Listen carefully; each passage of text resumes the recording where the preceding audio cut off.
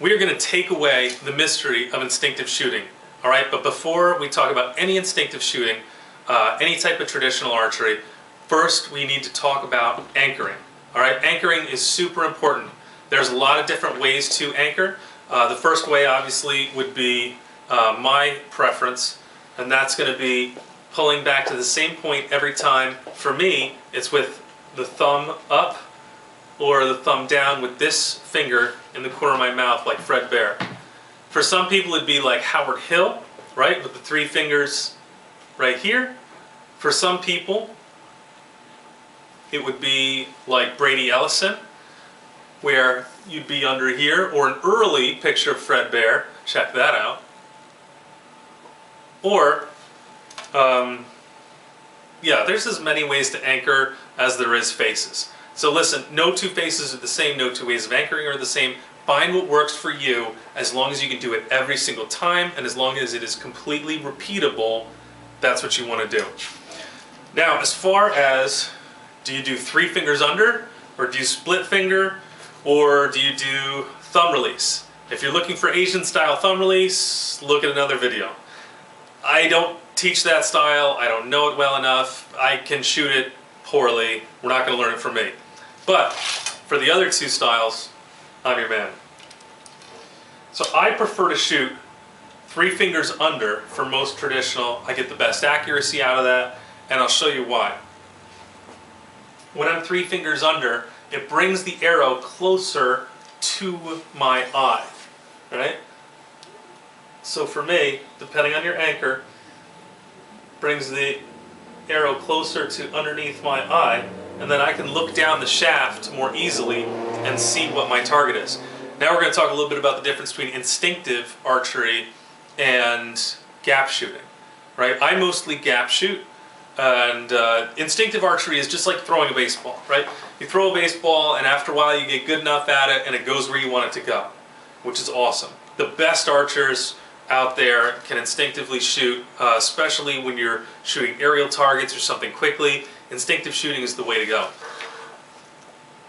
Really, with instinctive shooting, you are seeing the arrow in your peripheral vision, and so it is somewhat of a mental gap shooting, but really with instinctive archery you need to focus, focus, focus on your target, come back and anchor like you normally would, and let it fly. Oh, that was a bullseye, not bad.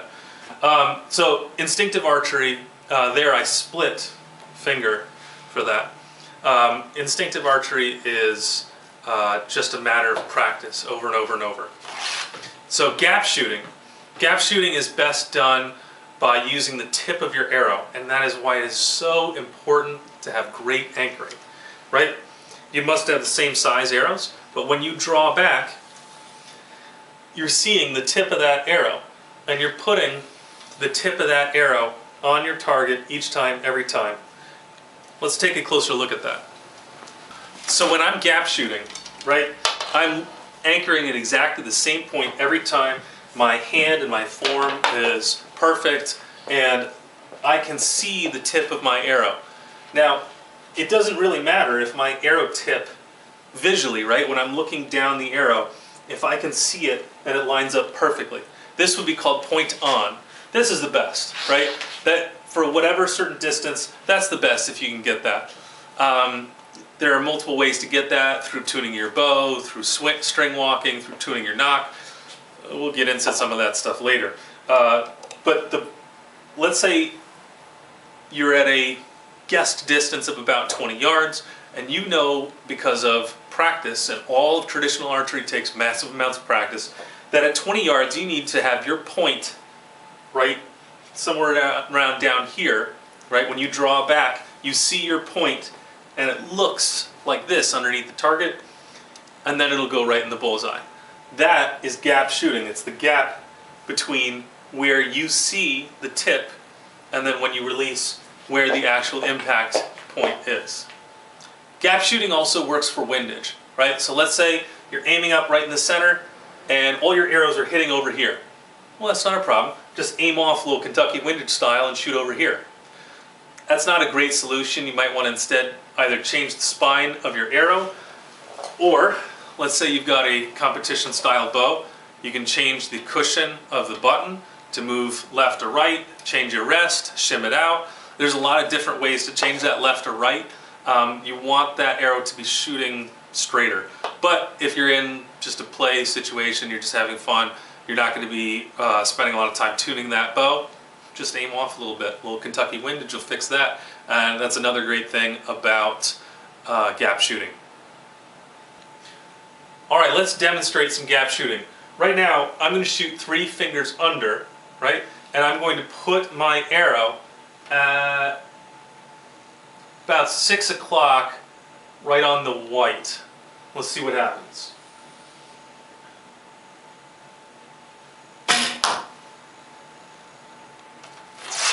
Good hit.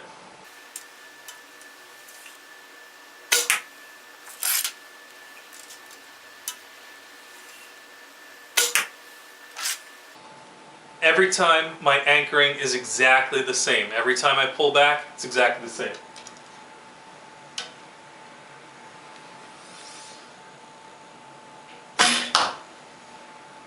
Let's go take a look at that group. All right, that's not a bad group right there. My arrows are mostly to the right here though, so I might want to consider moving my aiming point over a little bit with my gap shooting. Right now I was aiming right here at 6 o'clock. Might want to aim over here a little bit at 6:30. Still, I shouldn't be that upset. It's a pretty nice grouping for 15 yards, and you know, I'll take that. So anyway, pretty cool. All right, so now we're going to see what distance does when we are doing our gap shooting. All right. When instinctive shooting, again, it's just like throwing a baseball. You got to just kind of mentally figure it out, mental computer. But I'm going to do 3 fingers under. I'm going to anchor here to the corner of my mouth like I always do. I'm going to aim right point on at 5 yards, 15 yards, and 25 yards, and we're going to see what happens.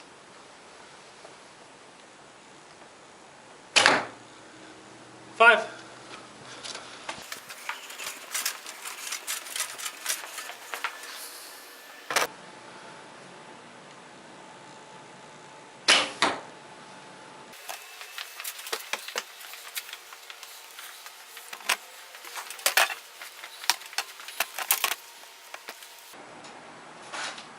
$25.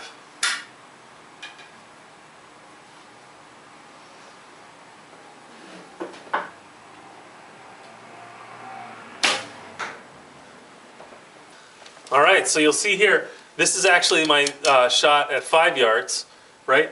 Here's my shot at 15 yards. Now, that was way above that. What's weird is that I must have been aiming kind of at an upward angle. This didn't have time to reach the top of its arc, whereas this arrow did. So at 5 yards, I'm actually aiming up a little bit. I didn't have time to reach the top of the arc. At 15 yards, it does. Now look at it at 25. It must have reached the top of the arc, come back down, and hit right in the center. And so you'll see it makes a big difference where you are in distance, even though I was aiming at exactly the same spot the entire time. Now, we're going to go back to 25 yards, and I'm going to split finger shoot, and you'll see where that one goes.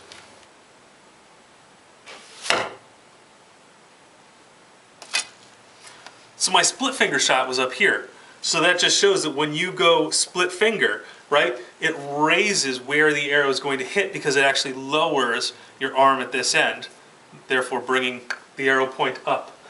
So if, let's say, I was going to be shooting at 35 yards or 40 yards, I would definitely want to switch to a split finger to get that extra aim up as opposed to spot on. I might be able to be spot on at 35 yards and be split finger, whereas if I was 3 under, I'd be hitting somewhere down here. Play with it, it's really fun, it's very different. If all you are comfortable with 3 under, shoot 3 under. If you like shooting split finger, shoot split finger. This is traditional archery. You can do what's comfortable for you as long as it is consistent. You have the exact same execution, the exact same way every time.